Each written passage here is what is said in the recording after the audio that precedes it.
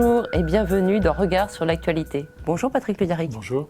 Alors le premier tour des élections législatives a eu lieu ce dimanche, marqué par une abstention record, puisque seulement 48,71% des inscrits ont voté.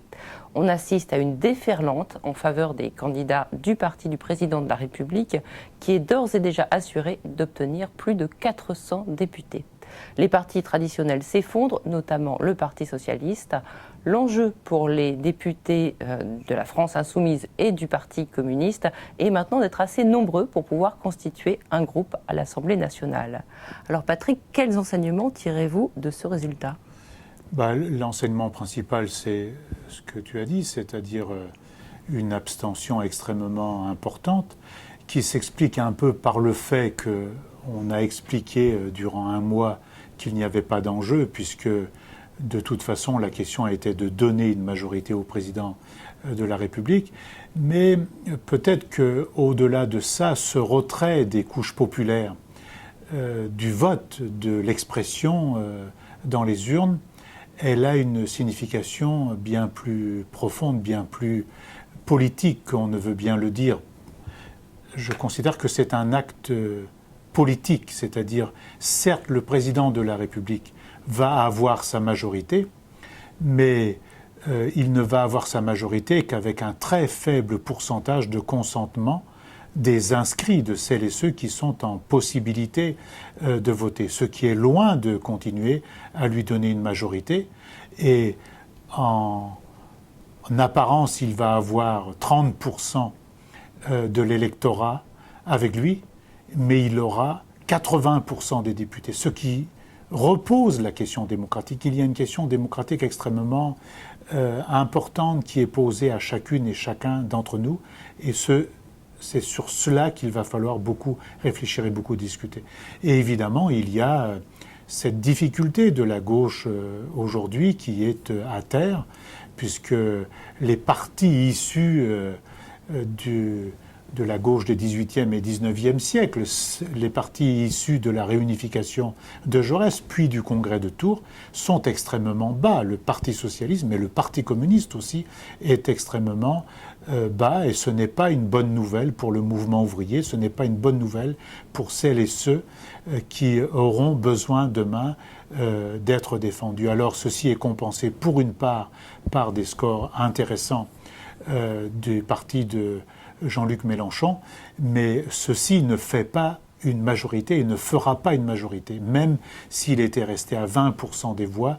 Avec 20% des voix, la question de la perspective politique, la question d'aider les gens à construire un processus de transformation sociale et écologique est puissamment posée. Et donc, il y a là, pour les semaines à venir, vraisemblablement, de grandes questions extrêmement lourdes, nouvelles sans doute, en tout cas le contexte est nouveau, qui nous seront posées aux uns et aux autres, quelles que soient dans la gauche nos opinions. Mais pour dimanche prochain, l'enjeu est évidemment de réélire et d'élire celles et ceux qui se sont retrouvés dans le combat contre la loi de précarisation du travail, celles et ceux qui étaient contre la déchéance de nationalité, c'est-à-dire les parlementaires et les candidats communistes, les candidats présentés par la France insoumise et une partie des candidats socialistes et écologistes qui se sont retrouvés ensemble dans ces mêmes combats ces dernières années. Vu le mode de scrutin, est-ce que leurs voix porteront à l'Assemblée, vu qu'il y aura quand même peu de députés? Malheureusement, ce sera minoré, bien sûr, puisque dès lors qu'on n'a pas un scrutin à la proportionnelle, on n'est pas représenté aux proportions des voix que nous faisons. Ça, c'est vrai que c'est une donnée. Cependant, ce seront les parlementaires qui vont tout faire pour empêcher la décision par ordonnance d'un nouveau détricotage du droit du travail. La défense des services publics reste un enjeu majeur dans notre pays. Depuis plusieurs années maintenant, la privatisation de la Poste n'est pas sans poser de graves problèmes en termes d'égalité des territoires et de conditions de travail des postiers. Ils manifestaient jeudi dernier à l'appel de la CGT pour la sauvegarde des bureaux de poste en Île-de-France et aussi pour protester contre la pression managériale qu'ils subissent au quotidien. De 2014 à 2016, avec la fermeture de bureaux de poste, d'abord en milieu rural, puis dans les villes, ce sont entre 6 000 et 7 500 emplois par an qui ont été supprimés, tandis que la Poste bénéficiait de 920 millions d'euros au titre du CICE et réalisait en 2017 849 millions d'euros de bénéfices nets. Alors, que peut-on attendre de l'État, toujours actionnaire majoritaire de la Poste, pour que cesse cette politique délétère ? Il y a deux questions en fait. Il y a la question du service à rendre aux populations, quel que soit le lieu où elles habitent. Et c'est vrai qu'on ne peut pas accepter qu'on enlève peu à peu ce service dans les quartiers populaires, dans les campagnes. Et donc le combat pour maintenir ces bureaux, qui sont des bureaux de service, n'oublions pas que la Banque postale, c'est la banque qui distribue quand même les maigres prestations sociales, les maigres allocations sociales qu'ont certains d'entre nous quand ils n'ont pas de travail. C'est la seule banque habilitée à le faire. Donc c'est la question du maintien de ce service public de distribution, évidemment du courrier, de l'ensemble des services, y compris ce dont je viens de parler, de distribution des allocations de fin de mois. Celle-ci doit être maintenue, et pour le maintenir, il faut évidemment non pas déshumaniser la Poste, mais l'humaniser, c'est-à-dire il faut des êtres humains sur les vélos, dans les voitures, derrière les guichets pour porter le courrier et aller voir les gens. Et dans des quartiers populaires ou dans des campagnes, bien souvent, le facteur est le seul lien. Donc, il y a un rôle social bien plus important qu'il n'apparaît dans les chiffres de la comptabilité. Mais il y a une seconde question qu'il faut absolument traiter. Il est vrai qu'il y a moins de courriers. Avec le développement du numérique, aujourd'hui, on a moins de lettres à porter. Donc, il faut trouver un équilibre entre les mutations et la nécessité du service public, tout en ne freinant pas la modernisation et en mettant la Poste peut-être sur des nouveaux services aux individus, tout en formant celles et ceux qui le souhaitent pour donner ces nouveaux services dans les communes, dans les quartiers. Parce que s'il y a un lien aujourd'hui avec les populations, au-delà de la mairie, par exemple, ou des services communaux, le lien qui vient après, c'est le lien de la Poste. Certes, mais alors ce que disent les postiers, c'est qu'on leur interdisait jusqu'à très récemment de prendre trop de temps pour aller voir une personne malade, pour lui apporter des médicaments, pour lui apporter son pain, ce qui se faisait beaucoup dans les campagnes pour les personnes âgées. Puis maintenant, on les y autorise, mais sur un temps minuté. Et surtout, c'est un service qui est rémunéré par les familles de ces gens. Ça, ils sont assez indignés par ça, de voir qu'on marchandise des choses qu'ils faisaient gratuitement, bénévolement et avec générosité, d'une part. Et puis, quant au service postal, c'est sûr qu'il y a moins de lettres, mais avec le développement du commerce en ligne, il y a aussi beaucoup plus de colis, ce qui pourrait compenser éventuellement, non ? Il y a des colis, mais la Poste est très concurrencée par le privé. C'est-à-dire les orientations européennes qui ont été imposées toutes ces dernières années, c'est-à-dire l'ouverture de ce qu'ils appellent le marché du courrier et des colis, a fait la part belle à des entreprises privées contre notre service public, contre notre entreprise publique. Et donc la problématique politique, je ne parle pas de la problématique syndicale, je parle de la problématique de vision politique. Pour une entreprise comme celle-là, elle doit s'inscrire dans un projet nouveau, mais dans un projet qui se détourne de la déréglementation, mais qui au contraire conforte l'entreprise publique pour faire un service public avec les moyens nécessaires. Mais ça, c'est incompatible avec les choix comptables, des choix d'austérité qu'on impose. Donc il faut avoir, pour cette entreprise qui doit être publique, c'est-à-dire il doit être une propriété sociale et citoyenne, avec la participation des élus, avec la participation des salariés de l'entreprise, avec la participation des usagers. Il faut créer les conditions d'une revalorisation de l'entreprise Poste et de ces nouveaux métiers possibles, mais en dehors des critères comptables tels qu'on veut les imposer aujourd'hui. Alors, l'homme de la semaine, c'est Jérémy Corbyn. En Angleterre, son parti, les travaillistes, qui prônent la fin de l'austérité et davantage de justice sociale, a gagné près de 30 sièges lors des législatives anticipées du 8 juin. Pourtant promise à une victoire écrasante, la dirigeante du Parti conservateur, Theresa May, perd la majorité absolue à la Chambre des communes. Alors à votre avis, Patrick, est-ce que la percée de Corbyn outre-Manche est une bonne nouvelle pour l'Europe ? C'est une bonne nouvelle, surtout pour les travailleurs au Royaume-Uni. Et c'est une indication que les valeurs, les idées de gauche sont loin d'avoir disparu dans l'Union européenne aujourd'hui, puisque la jeunesse s'est mobilisée fortement, elle s'est même inscrite sur les listes électorales pour aller voter, et manifestement la majorité d'entre elles a été votée Corbyn. Donc ça, c'est une bonne nouvelle.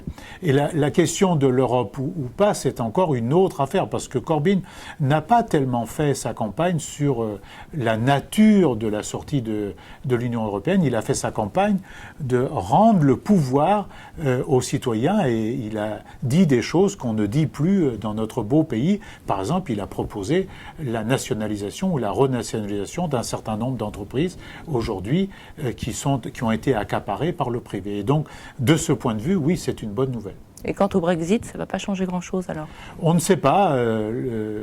Il y a un débat aujourd'hui à l'intérieur du gouvernement britannique, et en deuxième rideau, si on veut, entre ce même gouvernement et les institutions européennes. Moi, je suis plutôt partisan pour respecter le vote du peuple britannique, mais je ne veux pas que ce vote se retourne contre lui. C'est-à-dire, je ne veux pas que la sortie de la Grande-Bretagne se termine par le triomphe de la City, mais au contraire qu'on trouve les moyens à la fois de répondre aux aspirations des citoyens britanniques et en même temps qu'on invente des formes de coopération nouvelles entre l'entité Union européenne et les citoyens, le peuple et les institutions britanniques. Retour en France où le nouveau ministre de l'Éducation nationale, Jean-Michel Blanquer, a dévoilé ses pistes de réforme pour l'école. Certaines mesures font bondir les enseignants, notamment ceux de l'actuel dispositif plus de maîtres que de classes, qui refusent de faire les frais de la mise en place des classes à 12 élèves annoncée par le gouvernement. Cette réduction des effectifs par classe nécessite 12 000 postes supplémentaires. Or, sur l'intégralité du quinquennat d'Emmanuel Macron, il est prévu d'en créer seulement 4 000 nouveaux. Ce projet de réforme intervient alors que les effets de la précédente réforme n'ont pas encore été évalués. Alors, si l'éducation est effectivement un secteur crucial, est-ce que les enseignants et les élèves ne mériteraient-ils pas de pouvoir travailler dans un cadre un peu plus stable ? Oui, on ne peut pas continuer à faire des contre-réformes comme ceci est en cours, mais d'abord, le ministre de l'Éducation nationale n'est pas, comme on nous dit partout, quelqu'un de la société civile. Il était, pendant très longtemps, sous les ministres de droite, le numéro 2, quelquefois le numéro 1, de l'administration scolaire, de la direction générale de l'éducation. Donc, ce n'est pas un inconnu et ce n'est pas quelqu'un qui est neutre.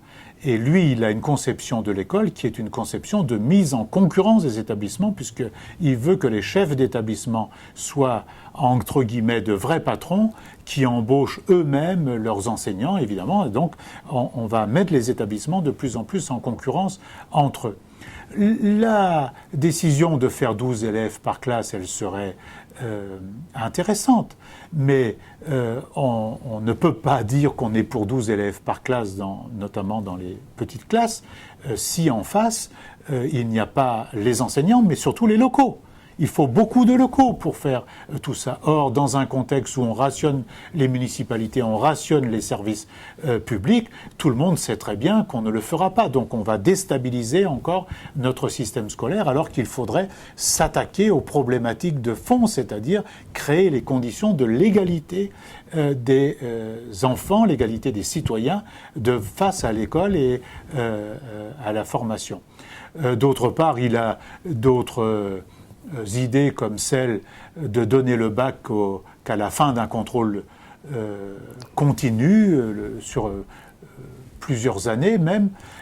Chacun voit bien qu'une méthode comme celle-là, si elle n'est pas maîtrisée, aboutira au fait que dans les établissements scolaires des beaux quartiers, on sera sûr d'avoir son bac, mais dans nos villes populaires, on sera forcément en difficulté dès lors qu'on ne met pas suffisamment de moyens et qu'on n'aide pas suffisamment de manière inégalitaire. Pour le coup, il faudrait aider plus ceux qui ont le plus besoin, alors que ceux qui sont en situation de réussir ont peut-être moins de besoins aujourd'hui. Mais ce débat n'a pas lieu aujourd'hui. Eh bien, vous évoquiez le bac, Patrick. Ce jeudi 15 juin, 520 000 lycéens ont planché sur les épreuves du bac philo. Parmi les sujets sur lesquels ils étaient invités à réfléchir, tout ce que j'ai le droit de faire est-il juste ? Une œuvre d'art est-elle nécessairement belle ? Défendre ses droits, est-ce défendre ses intérêts ? Et peut-on se libérer de sa culture ? Alors évidemment, Patrick, je ne vous demande pas de répondre à ces questions en 3 minutes, mais si vous aviez dû choisir ce matin un de ces sujets, lequel aurait eu votre préférence ? Une œuvre d'art est-elle nécessairement belle ? Haha. Parce que c'est une question qui est posée à chacune et chacun d'entre nous, notre rapport à la beauté, mais une œuvre d'art est un processus de création. Mais même après que le créateur peut considérer qu'elle est terminée, ce processus continue.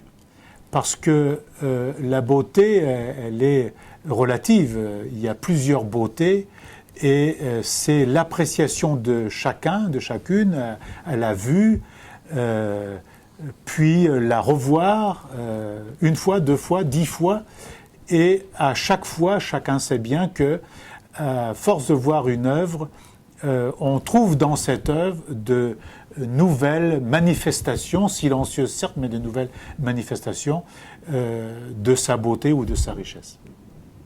Parfait. On termine justement avec une page culture décernée chaque année à une œuvre de fiction qui traite de l'exil ou de l'immigration. Le prix littéraire du musée de la Porte Dorée a été attribué à Des Orientales de Negar Djavadi. Issu d'une famille d'intellectuels iraniens opposant au régime du Shah puis à celui de Khomeini, l'auteur de ce premier roman est arrivé en France à l'âge de 11 ans, après avoir traversé les montagnes du Kurdistan à cheval avec sa mère et sa sœur. Elle vit aujourd'hui à Paris où elle est scénariste. Des Orientales est une saga familiale qui a pour toile de fond les 2 révolutions iraniennes. On écoute Negar Djavadi.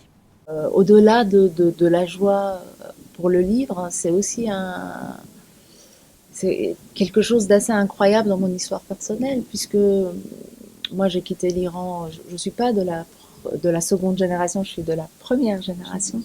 Donc ça veut bien dire que cette histoire qui est la mienne s'inscrit dans l'histoire de l'immigration en France. Et c'est mon petit bout de petit grain qui se rajoute à cette grande histoire de la France qui est l'histoire de l'immigration. Et en même temps, ça veut dire que j'ai su, moi, comme d'autres qui ont écrit et qui étaient dans la liste, comme Maria Majidi, on a su dépasser notre histoire et on a su la raconter. Donc voilà, il y a quelque chose qui dédramatise l'exil, qui dédramatise l'immigration, qui dédramatise ce qu'on peut en ressentir ou ce qu'on nous fait croire de l'immigration, comme danger, voilà, puisqu'il y a des gens qui arrivent ici et qui prennent la langue française, s'en emparent, font de cette langue leur langue et qui écrivent à l'intérieur et qui participent à sa culture parce que c'est possible, parce qu'il n'y a pas que les histoires de drames, d'identité, etc. Il y a aussi, j'allais dire, une harmonie, quelque chose de naturel qui se fait entre l'immigré qui vient et l'histoire du pays d'accueil qui passe par la littérature. Et je suis très heureuse de me dire, voilà, c'est vrai, tu l'as fait, voilà, tu as dépassé ton histoire, tu as écrit un livre. Alors, à votre avis, est-ce que la fiction peut permettre de mieux comprendre les réalités complexes d'un pays comme l'Iran, par exemple, souvent caricaturé dans les médias ? Oui, toujours. Et c'est très intéressant que tu aies choisi ce thème-là, parce que contrairement à ce qu'on croit parfois ou contrairement aux apparences, ce sont des peuples d'une grande culture. C'est une grande civilisation, l'Iran. Et tous les régimes, ceux du Shah comme ceux des Mollahs, n'ont pas pu résister à ça, à la fois à la création, mais au fait que les enfants, les jeunes, étudient, se forment. Par exemple, les jeunes filles en Iran sont plus éduquées, entre guillemets, en tout cas ont un niveau de formation plus élevé que les jeunes garçons. Et le cinéma iranien est extrêmement riche, est extrêmement productif. Et le fait que ce film soit maintenant mis en valeur, c'est une part de l'histoire de l'Iran qui est très intéressante, qui va permettre de mieux connaître. Mais moi, je connais les difficultés, je connais les problématiques que subit ce peuple, mais moi, j'adore ces gens. Merci Patrick Le Yarrick. On se retrouve très bientôt pour un nouveau numéro de Regard sur l'actualité.